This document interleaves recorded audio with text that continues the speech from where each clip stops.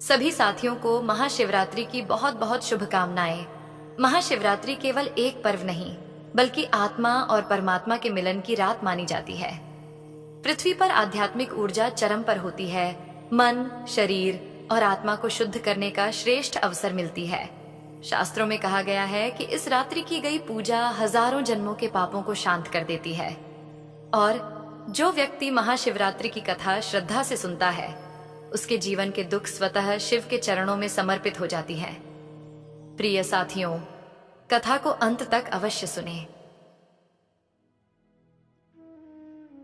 ये कथा है उस समय की जब धरती पर धर्म की ज्योत कभी मध्यम होती तो कभी प्रखर, जब मानव का हृदय पीड़ा से भर जाता और उसे कहीं कोई सहारा न मिलता।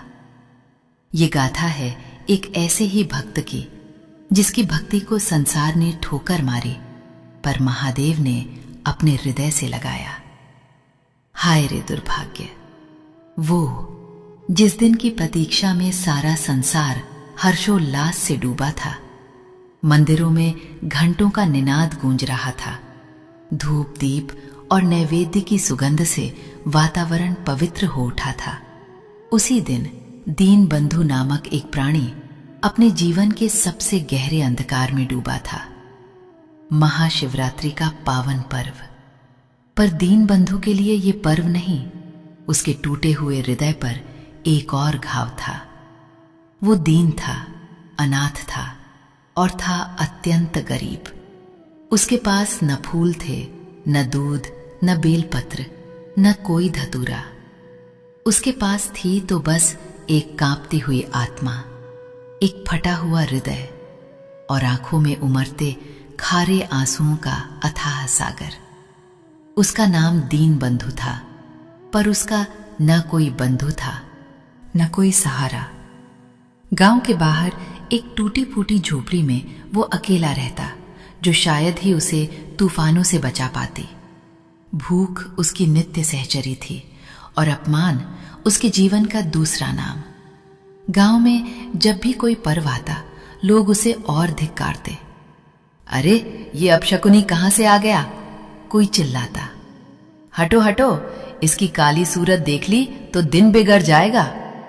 कोई दुकान वाला उसे अपने पास भटकने भी नहीं देता।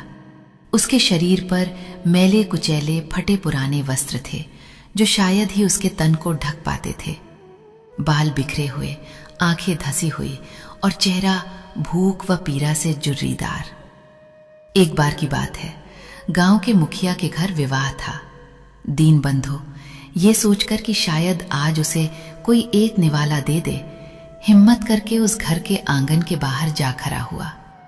उसकी आंखों में आशा की एक हल्की सी किरण थी, पर मुखिया के बेटे ने उसे देखते ही एक लकड़ी उठाई और जोर से चिल्लाया, भाग जा यहां से मनहूस, तेरी वजह से हमारा शुभ कार्य बिगड़ जाएगा।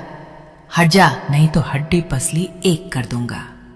लकड़ी की मार उसके दुबले पतले शरीर पर पड़ी और वो दर्द से कराहता हुआ, डगमगाता हुआ वहां से दूर भागा। उसकी आंखों से आंसू नहीं, मानो रक्त की बूंदें निकल रही थीं। वो दिन था जब उसने सोचा, क्या मेरा जन्म केवल मार खाने और धिक्कारे जाने के लिए हुआ है?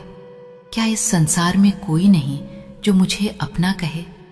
एक अन्य अवसर पर वो बहुत भूखा था। एक मंदिर के पास प्रसाद बंट रहा था। उसने सोचा, महादेव के द्वार पर तो कोई भूखा नहीं रहता। वो धीरे धीरे मंदिर की सीढ़ियां चढ़ने लगा।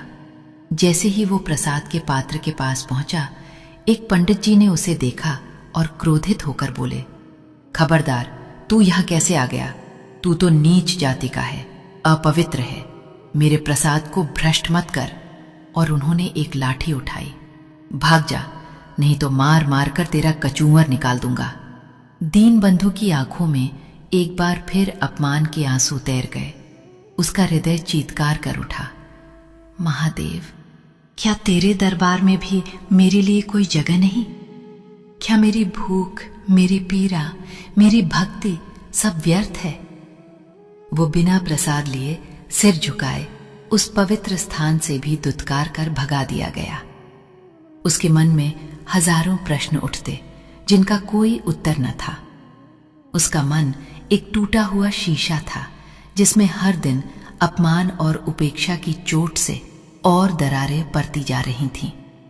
उसका भाग्य उसे हर जगह से ठुकरा देता। वो काम मांगने जाता तो लोग उसे अकर्मण्य, चोर और नीच कहकर भगा देते।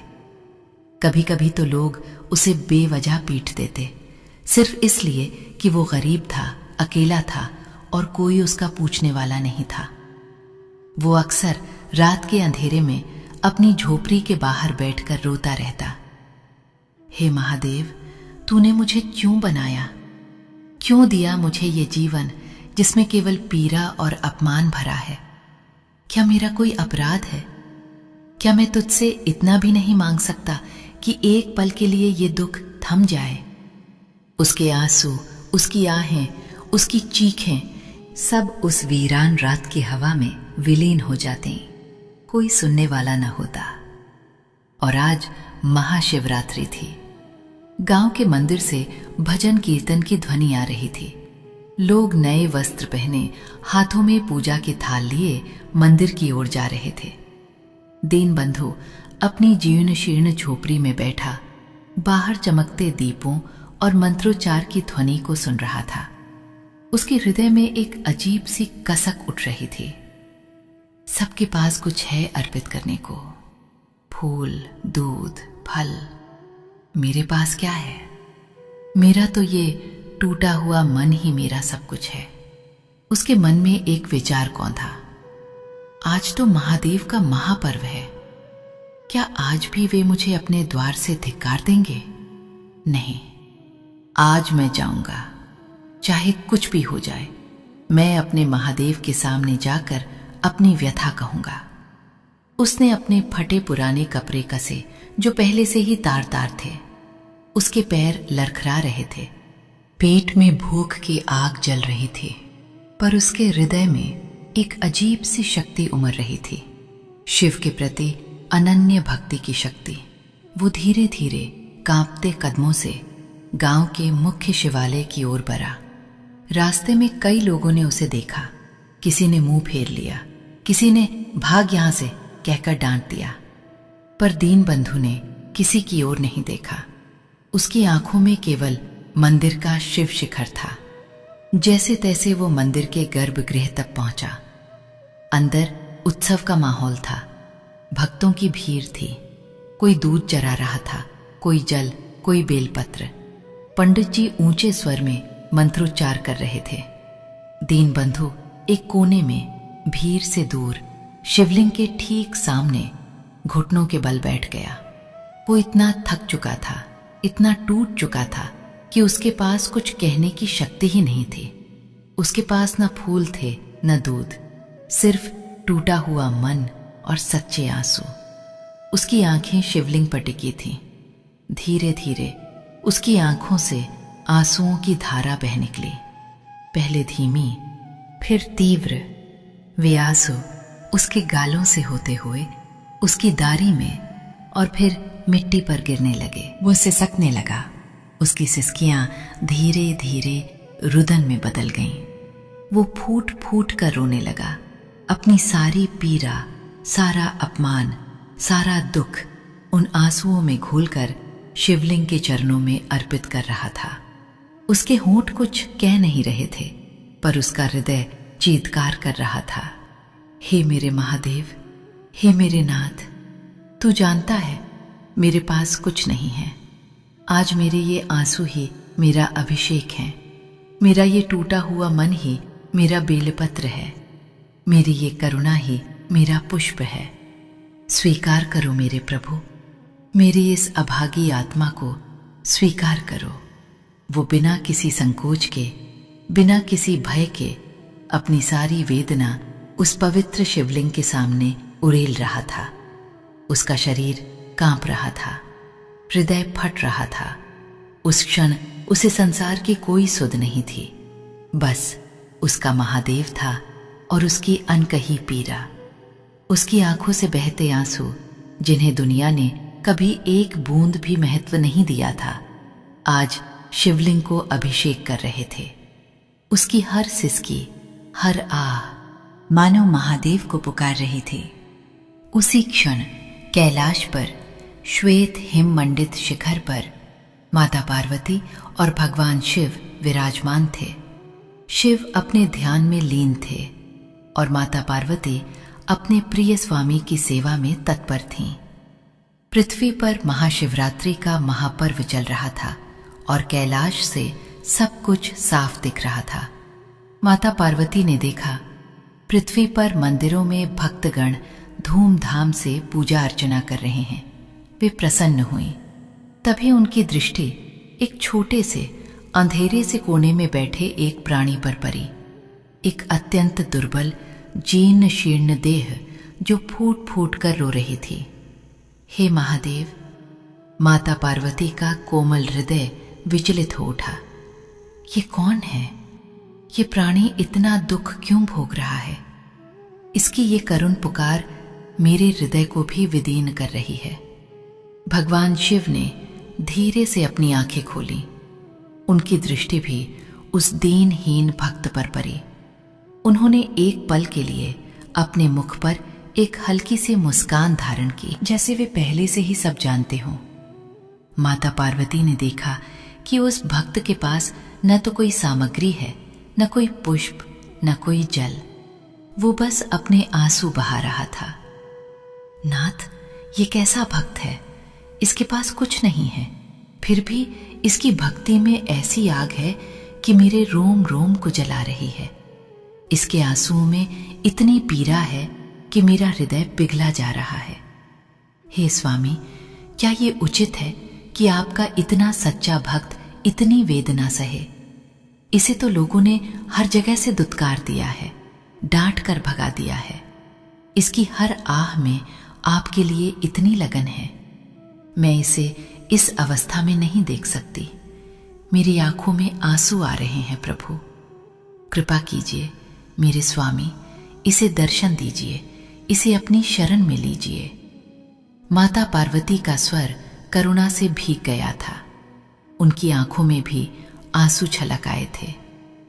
महादेव ने माता की ओर देखा। उनके चेहरे पर असीम प्रेम और शांति थी।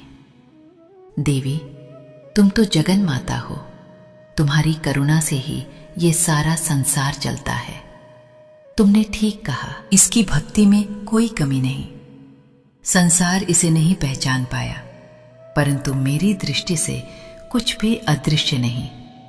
इसकी हर चोट, हर अपमान, हर आंसू मेरे हृदय पर लगा है। भगवान शिव ने एक गहरी सांस ली। इसका हृदय शुद्ध सोने का है। जिसने इतनी ठोकरें खाई हैं, फिर भी मुझ पर से विश्वास नहीं खोया। यही सच्ची भक्ति है पार्वती, जो विपरीत परिस्थितियों में भी अटल रहे। आओ, हमें इस भक्त को दर्शन देने होंगे। इसका समय आ गया है। कैलाश के हिमशिखर से भगवान शिव और माता पार्वती ने पृथ्वी की ओर प्रस्थान किया। उनकी उपस्थिति से वातावरण में एक अद्भुत ऊर्जा का संचार हुआ। मंदिर में जहां दीन बंधु रो रहा था, वहां एक क्षण के लिए सन्नाटा छा गया। दीपों की लौ और प्रज्वलित हो उठी और हवा में एक अनुपम सुगंध भर गई, जो किसी फूल की नहीं बल्कि दिव्यता की थी। दीन बंधु, जो अभी भी अपने आंसुओं में डूबा था, उसने महसूस किया कि उसके चारों ओर एक अद्भुत शीतलता और शांति छा गई है। उसकी रुदन मंद पड़ गई और उसने धीरे से अपनी आंखें खोली। उसने देखा उसके ठीक सामने जहां शिवलिंग था, वहां एक अलौकिक प्रकाश फैल रहा था। उस प्रकाश के मध्य उसने दो दिव्य आकृतियां देखीं। एक थे शंख के समान गौर वर्ण वाले, त्रिशूलधारी, जटाजूट में गंगा को धारण किए, चंद्रकला से सुशोभित नीलकंठ, मृगछाला धारण किए योगेश्वर भगवान शिव, और उनके वाम भाग में सौंदर्य और करुणा की प्रतिमूर्ति, आभूषणों से सुसज्जित, कमल के समान नेत्रों वाली साक्षात आदि शक्ति माता पार्वती। उनके मुखमंडल पर दिव्य तेज था। उनकी मुस्कान में ब्रह्मांड का सार समाया हुआ था। दीन बंधु की आंखों में ये अद्भुत दृश्य देखकर पहले तो अविश्वास कौन था। क्या ये स्वप्न है? क्या भूख और पीड़ा से उसका मन भ्रमित हो गया है? उसने अपनी आंखें मली, पर वे दिव्य रूप ज्यों के त्यों खरे थे। उसके हृदय की धड़कनें तेज हो गईं। उसके पूरे शरीर में एक अद्भुत ऊर्जा का संचार हुआ, जैसे वर्षों की थकावट, पीड़ा और अपमान एक पल में ही धुल गए हों। उसने देखा भगवान शिव के नेत्रों में उसके लिए असीम करुणा थी और माता पार्वती की आंखों में ममता की एक अद्भुत धारा बह रही थी। वो कांप उठा। उसके होंठ खुले पर एक शब्द भी नहीं निकला। वो अपने घुटनों पर ही था और फिर धीरे धीरे उसने अपने आप को भूमि पर गिरा दिया, दंडवत प्रणाम करने के लिए। उसकी आंखों से अब आंसू नहीं बल्कि आनंद और कृतज्ञता के अश्रु बह रहे थे। उसके जीवन में पहली बार किसी ने उसे सम्मान दिया था, किसी ने उसकी पीड़ा को समझा था। उसके आराध्य स्वयं उसके सामने खड़े थे। भगवान शिव ने अपने एक हाथ से आशीर्वाद की मुद्रा बनाई और उनकी गंभीर शांत वाणी वातावरण में गूंज उठी, जिसने दीन बंधु के हृदय को भीतर तक छू लिया। उठो मेरे भक्त। दीन बंधु, तुमने अपनी भक्ति से आज कैलाश को भी हिला दिया है। तुम्हारे आंसुओं में जो शुद्धता है, जो सत्यता है, वो संसार के किसी भी चरावे से कहीं अधिक मूल्यवान है। संसार ने तुम्हें दुत्कारा, तुम्हें अपमानित किया, पर तुमने मुझ पर से विश्वास नहीं खोया। तुम्हारी यही अटल श्रद्धा, यही अटूट प्रेम मेरी सबसे प्रिय पूजा है। माता पार्वती ने भी अपनी मृदु वाणी में कहा, पुत्र, तुम्हारी पीड़ा ने मेरा हृदय विदीर्ण कर दिया था। तुम्हारे हर आंसू में मैंने स्वयं को देखा है। आज से तुम्हारे सारे दुख समाप्त होते हैं।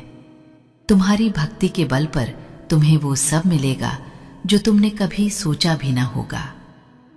दीन बंधु ने धीरे धीरे अपना सिर उठाया। उसकी आंखों में अभी भी अविश्वास और आनंद का मिश्रण था। उसने देखा उसके पैरों के पास जहां वो लेटा था, एक अद्भुत प्रकाश फैल रहा था और उसकी देह की सारी थकावट, सारी दुर्बलता जैसे लुप्त हो रही थी। उसका फटा हुआ हृदय अब जुड़ चुका था। उसके सारे दुख, सारे घाव भगवान के एक वचन से भर चुके थे। उसके मुख से केवल एक शब्द निकला, महादेव, और वह फिर से उनके चरणों में नतमस्तक हो गया। भगवान शिव ने उसके सिर पर अपना वरद हस्त रखा। दीन बंधु, तुम्हारी शुद्ध भक्ति ने तुम्हें वो ज्ञान दिया है जो बड़े बड़े तपस्वियों को भी दुर्लभ है। तुम आज से केवल दीन बंधु नहीं बल्कि ज्ञान बंधु कहलाओगे। तुम्हारी वाणी में सत्य होगा, तुम्हारे हृदय में प्रेम होगा और तुम्हारा जीवन संसार के लिए एक मार्गदर्शक बनेगा।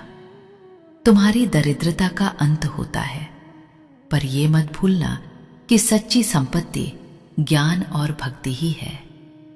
जैसे ही महादेव और माता पार्वती ने ये वरदान दिया, दीन बंधु के शरीर में एक अद्भुत परिवर्तन आया। उसके मैले कुचैले वस्त्र स्वयं ही शुद्ध और स्वच्छ हो गए। उसका शरीर जो दुर्बल और जीर्ण था, अब तेज और कांति से चमकने लगा। उसकी आंखों में एक नई चमक थी। उसके मुख पर एक अद्भुत शांति। वो उठ खड़ा हुआ। उसके चारों ओर खड़े अन्य भक्तगण जो इस अद्भुत दृश्य के साक्षी बने थे, स्तब्ध थे। वही दीनहीन जिसे वे हर दिन दुत्कारते थे, आज साक्षात महादेव और माता पार्वती के समक्ष दिव्य रूप में खड़ा था। वे सब आश्चर्यचकित और भयभीत थे। कई लोगों ने अपनी गलतियों का प्रायश्चित करने के लिए उसके चरणों में गिरने का प्रयास किया, पर दीन बंधु ने उन्हें रोक दिया।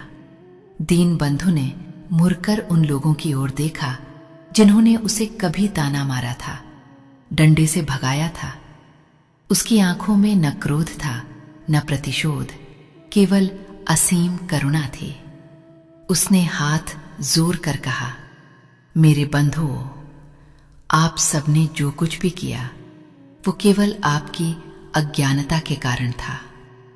मैं आप सबसे क्षमा मांगता हूं यदि मेरी उपस्थिति से आपको कभी कोई कष्ट हुआ हो। उसकी वाणी में ऐसी विनम्रता और दिव्यता थी कि सुनने वाले मंत्रमुग्ध हो गए। भगवान शिव और माता पार्वती अपने भक्त को आशीर्वाद देकर धीरे धीरे उस दिव्य प्रकाश में विलीन हो गए। पर दीन बंधु का जीवन हमेशा के लिए बदल चुका था। वो अब न दीन था न ही अनाथ। उसने ज्ञान बंधु के नाम से अपना नया जीवन प्रारंभ किया। उसने अपने जीवन में किसी से कोई भौतिक सुख नहीं मांगा था, पर महादेव ने उसे वो ज्ञान, वो आत्मिक शांति दी थी जो संसार की किसी भी दौलत से बढ़कर थी। उसके मुख से निकली हर बात सत्य होती। उसके दर्शन मात्र से लोगों के कष्ट दूर होने लगे। वो जहां जाता वहीं प्रेम और भक्ति का प्रसार होता। लोग अब उसे धिक्कारते नहीं थे, बल्कि उसके चरणों में अपना शीश झुकाते थे। ये कथा हमें सिखाती है कि सच्ची भक्ति किसी चरावे की मोहताज नहीं होती। वो हृदय की पवित्रता में, आंसुओं की सच्चाई में और विपरीत परिस्थितियों में भी अटल विश्वास में बसती है। और दीन बंधु की कथा युगों युगों तक भक्ति और करुणा का मार्ग प्रशस्त करती रही है। प्रिय साथियों, इसी के साथ महाशिवरात्रि की ये पावन व्रत कथा यहाँ पूर्ण होती है। हम सभी माता भगवती और भगवान शिव के चरणों में प्रार्थना करते हैं कि उनकी दिव्य कृपा सदा आप सब पर बनी रहे। हर हर महादेव। जय मां आदिशक्ति। माता पार्वती जगत की जननी